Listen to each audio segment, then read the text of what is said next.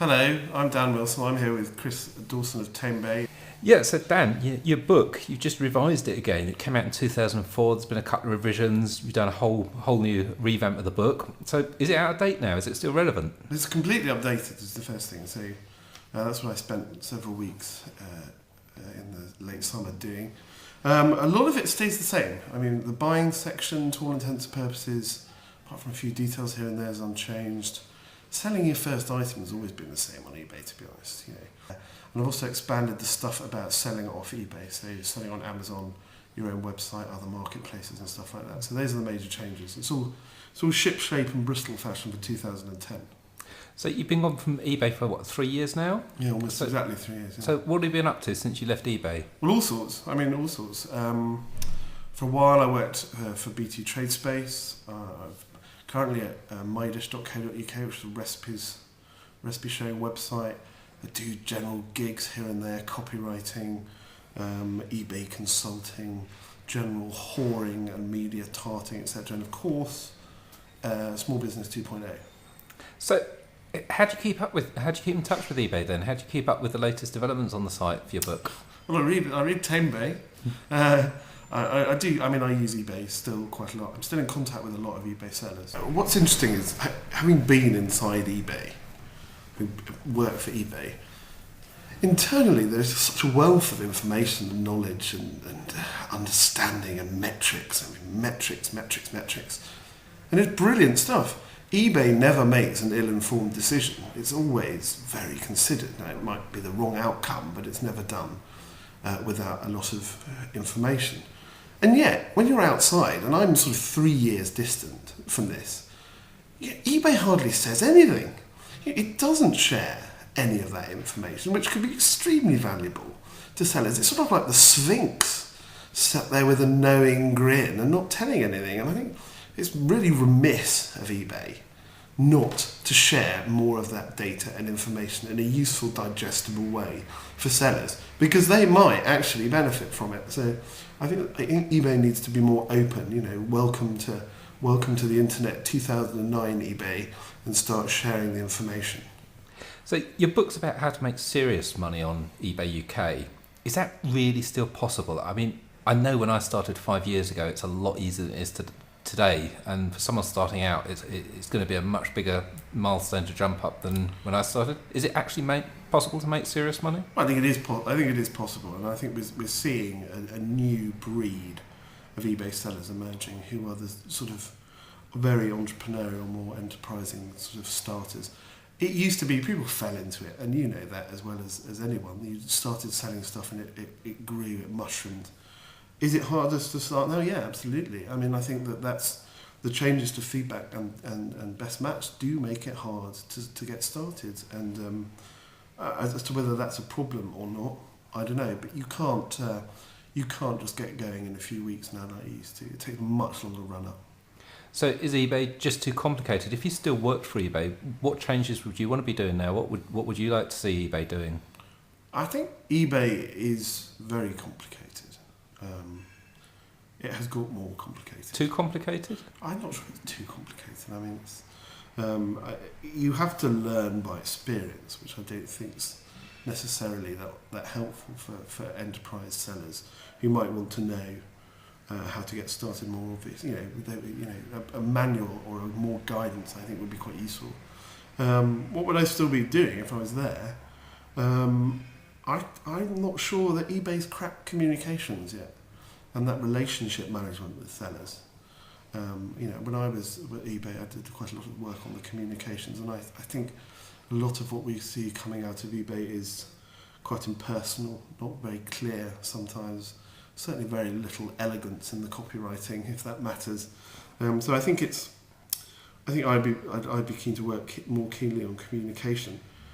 That said, I mean, eBay's done some great stuff recently. I was really fascinated and thrilled to see how it dealt with the Royal Mail strikes, for instance. I think that was a really classy bit of work. eBay should be flexing its muscles. It is a massive corporation. It is a provider of jobs. Absolutely. The MD should be pestering Lord Mandleton, whoever's the business secretary. Absolutely, they should be knocking on doors trying to get deals with companies. So I'd like to see eBay do a bit more of that, to be honest. So you're saying it's got a lot more business-like. Does that mean it's not so much fun as it used to be, or is the fun element still there from what you see? I don't want to be one of those people who harks back to some golden age, which probably almost certainly didn't exist. But it's got to be said, there ain't much fun out there. And I think there was more fun, more jolliness.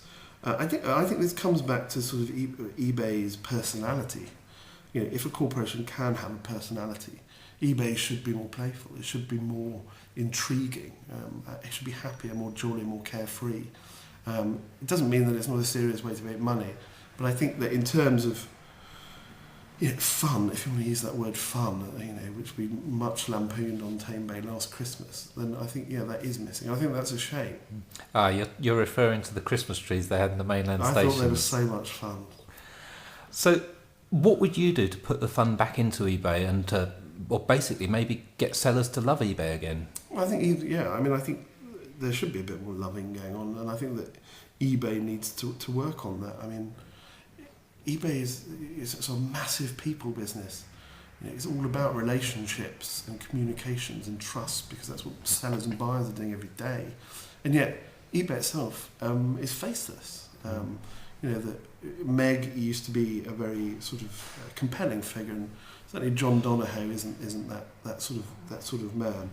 I think that eBay needs to show more appreciation to its longer term sellers, and that could be. It doesn't necessarily mean the most profitable. They are obviously giving people the biggest volume sellers more loving than the smaller ones, but you've got to reciprocate and understand how much hard work selling on eBay is. I may be wrong here, but I think sellers generally had a lot of fun when they were making a lot of money and when they were making serious money on eBay. Is the fun less just because people are making less money, or is it really a cultural change that eBay is just less fun these days? I think what's interesting, that might be I think you make a good point. I think what is interesting is that e-commerce in general in Britain has bucked the trend of the recession. It has grown rather than shrunk, and is forecast to continue growing. So why is eBay not delivering to sellers that same explosive growth? The sellers I talk to are getting their greater profitability off eBay, from Amazon, from their own website, from all manner of other marketplaces. So I think that there might be a reflection that eBay has struggled to make the profits it used to, and then it maybe has sort of passed that pain on. So in a nutshell, if you were at eBay and you had some influence, what would you change to get that profitability coming back? Are they doing the right things with Best Match, or is Best Match not working? Are auctions coming back, or are they not working? Where should sellers be looking to reinvigorate their eBay business? I think probably we've got to accept that eBay doesn't find auctions all that exciting from a growth perspective. That it is excited about buy now, and it wants to grow buy now, and that's probably right. But it does mean you encroach entirely onto other people's territory, because that's Amazon country, if you like. In terms of what would I do, I think we've got to have I think it's got to be some sort of outreach program, really understanding sellers. Without eBay University, without any sort of contact with staff, it's very difficult for people to feel a connection. So I would say it might be time to dust off eBay's plans for eBay Live or the like, and call that money well spent in terms of reinvigorating sellers. So your book, Make Serious Money on eBay UK, should it really be make some money on eBay UK and make some serious money by adding Amazon on your own website, or is it still focused on eBay? The book's definitely focused on eBay, predominantly. There's all the extra stuff in it. In terms of a business, start with eBay if you haven't started already, and then move on. I think you're a fool if you're sticking to a single channel. But I think it's just the landscape has changed. It used to be that eBay was the only kid on the block. That's not true anymore. So it should be make serious money online, start with eBay and then branch out. Probably a title, but I just don't think that's snappy, is it? Probably not. So where can people buy your book? Where's the best place to buy it? eBay? Probably. I'm not selling it on eBay this time. Amazon is probably the cheapest, and it's in all good bookshops and WH Smith.